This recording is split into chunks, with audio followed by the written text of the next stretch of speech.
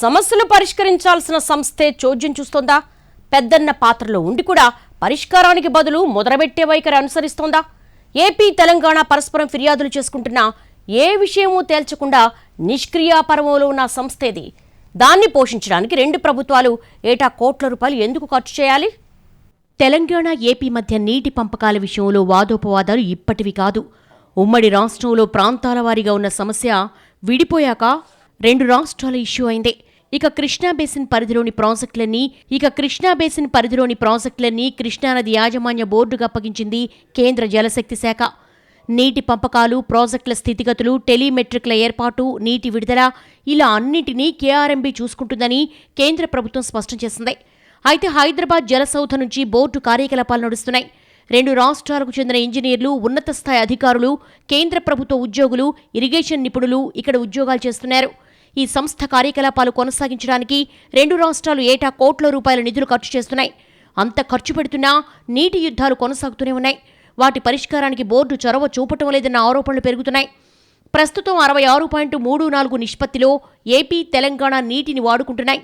తెలంగాణ రాష్ట్రం ఏర్పడిన కొత్తలో అప్పటి రెండు ప్రభుత్వాలు నీటి కోసం తాత్కాలిక ఒప్పందాలు చేసుకుని వాటి ఆధారంగా పంపిణీ చేసుకుంటున్నాయి. అయితే 50:50 నిష్పత్తిలో వాటా కోసం డిమాండ్ చేస్తూ తెలంగాణ కోర్టుకెళ్లింది. ఈ కేసు విచారణ కొనసాగుతుండగానే ఏటా ప్రాజెక్టుల వద్ద నీటి విడుదల విషయంలో గొడవలు జరుగుతున్నాయి. కేఆర్ఎంబీ అనుమతి లేకుండా ఏపీ నీటిని విడుదల చేసుకుంటూ తమ హక్కులను హరిస్తోందని తెలంగాణ ఇరిగేషన్ అధికారులు బోర్డుకు ఫిర్యాదు చేస్తున్నారు. ఇప్పటివరకు అనేకసార్లు ఫిర్యాదు చేసినా ఒక్కసారి కూడా బోర్డు విచారణ జరపలేదని తెలంగాణ ఆరోపిస్తోంది. అదే సమయంలో కేఆర్ఎంబీ కేంద్ర ప్రభుత్వం అనుమతి లేకుండా తెలంగాణ కృష్ణా బేసిన్లో ప్రాజెక్టులు కడుతూ నీటి నిల్వ చేస్తోందని, అనుమతి లేని ప్రాజెక్టులకు నీటి కేటాయింపులు తగ్గవంటూ కేఆర్ఎంబీకి ఆంధ్రప్రదేశ్ ఫిర్యాదు చేసింది. ఇవే కాక వరద జలాలు, నికర జలాల విషయంలో కూడా తెలంగాణపై ఏపీ ఇరిగేషన్ అధికారులు బోర్డుకు కంప్లైంట్స్ ఇచ్చారు. వాటి మీద ఎలాంటి చర్యలు తీసుకోలేదని ఏపీ ఇరిగేషన్ ఇంజనీర్లు అసంతృప్తి వ్యక్తం చేస్తున్నారు.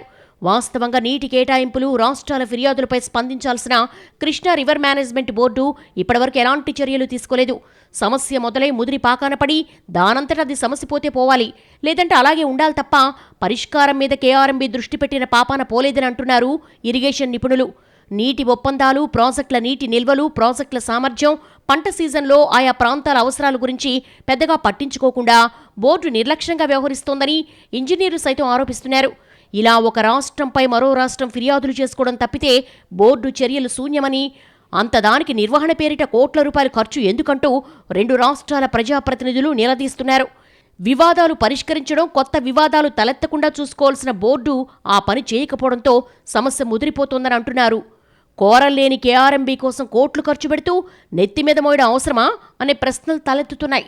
ఈ విషయంలో రాష్ట్ర ప్రభుత్వాలు కేంద్రం మీద ఒత్తిడి తెస్తాయా లేదా ఎప్పటికీ ఇలాగే కొట్లాటలతో టైంపాస్ చేస్తాయన్నది రెండు రాష్ట్ర ప్రభుత్వాలు తేల్చుకోవాలంటున్నారు ఇరిగేషన్ ఎక్స్పర్ట్స్.